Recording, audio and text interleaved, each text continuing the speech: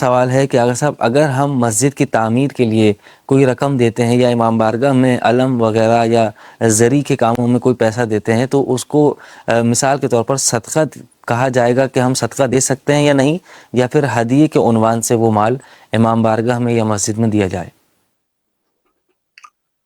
دیکھیں دونوں کام ہو سکتے ہیں. ہماری مسجد ہے، یہاں لوگ دونوں قسم کے رقم جمع کراتے ہیں، اور جب جمع کراتے ہیں تو وہ بتاتے ہیں کہ یہ مسجد کی جو ہے نا وہ مسجد امام بارگاہ کے لیے ہے. ہم مسجد کی تعمیر میں، مسجد میں جو گیس بل آتا ہے، بجلی کا بل آتا ہے، گارڈ ہیں، صفائی کرنے والے خادمین ہیں، ان کی تنخواہوں میں جو ہے نا وہ دیتے ہیں. اور بعض جو ہے وہ صدقہ غریبوں کے لیے، اس کا ہم الگ حساب کتاب رکھتے ہیں. اور ضرورت مند لوگ جو درخواستیں لے کے آتے ہیں وہ جو ہے نا ہم تحقیق کر کے واقعاً اگر یہ مستحق ہیں، دوائیوں کے پیسے نہیں ہیں، چیک اپ کا پیسہ نہیں ہے، تو پھر ان صدقات میں سے ہم ان کو جو ہے نا وہ ان کی امداد کرتے ہیں جو حسب استطاعت. تو یہ آپ کے اپنی ثوابدید پر جو ہے نا وہ مشتمل ہے. دونوں کا ثواب ہیں.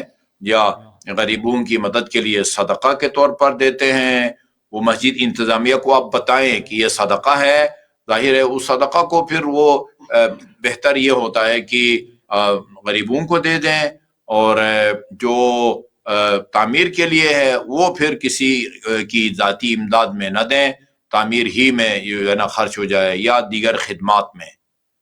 جی آغا صاحب بہت شکریہ. اگلا سوال ہمارے پاس موجود ہے اور پوچھنے والے نے یہ کہا ہے کہ آغا صاحب میں آرمی میں ہوتا ہوں، اور سوال یہ ہے کہ کیا ہم اپنا ڈی ایس پی فنڈ زیادہ کروا سکتے ہیں یا نہیں، اور اس کا ہر سال گورنمنٹ کی طرف سے کوئی انٹرسٹ بھی ملتا ہے؟ انٹرسٹ کے لیے ہمارا کوئی ایگریمنٹ بھی نہیں ہے، گورنمنٹ اپنی مرضی سے دیتی ہے. اس کی بارے میں رہنمائی فرمائیے. دیکھیں جی، یہ مجھے بڑھانے کا مطلب سمجھ میں نہیں آیا، لیکن جو مجھے معلوم ہے وہ یہ ہے کہ جو سرکاری ملازمین ہیں وہ ان کی تنخواہ میں سے حکومت ہر مہینے کچھ نہ کچھ جو ہے وہ کاٹتی رہتی ہے، اور جب وہ ریٹائرڈ ہوتے ہیں تو وہ جتنی بھی رقم کاٹی جاتی ہے پرافٹ سمیت ان کو لوٹا دیا جاتا ہے. تو اس کے لینے میں کوئی حرج نہیں ہے. البتہ یہ خیال رہے کہ یہ کئی سالوں کی بچت ہے، اور جیسے ہی آپ کو ملے اس جی پی فنڈ کا آپ کو خمس دینا ہوگا. گویا گورنمنٹ نے جو ہے نا وہ آپ کی وکیل کے طور پر اس کو بچائے رکھا ہے، یہ آپ کی بچت ہے. اور ایک پیسہ وہ ہوتا ہے جو آپ کے ریٹائرمنٹ پر گورنمنٹ آپ کو ایسے ہی اپنے خزانے سے دیتی ہے. اس کا خم تب ہوگا کہ جب ایک سال گزر جائے، یا آپ کی اگر خمس کی کوئی ڈیٹ فکس ہے تو اس ڈیٹ تک اس میں سے کوئی پیسہ بچے.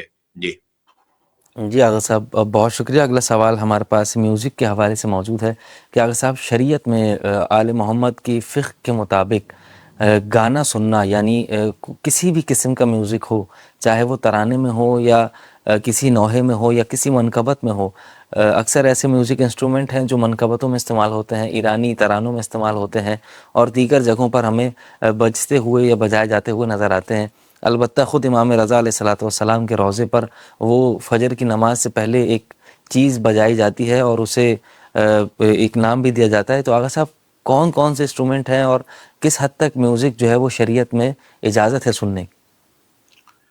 دیکھیں جی، انہوں نے ایک گانے کا لفظ استعمال کیا ہے. گانا جو ہے وہ گانا بھی حرام ہے، گانے کو سننا بھی حرام ہے. گانا کے طرز پر جو ہے نا وہ قصیدہ پڑھنا بھی حرام ہے، نوحہ پڑھنا بھی حرام ہے، نعت پڑھنا بھی حرام ہے، قرآن کی تلاوت کرنا بھی جو ہے نا وہ حرام ہے.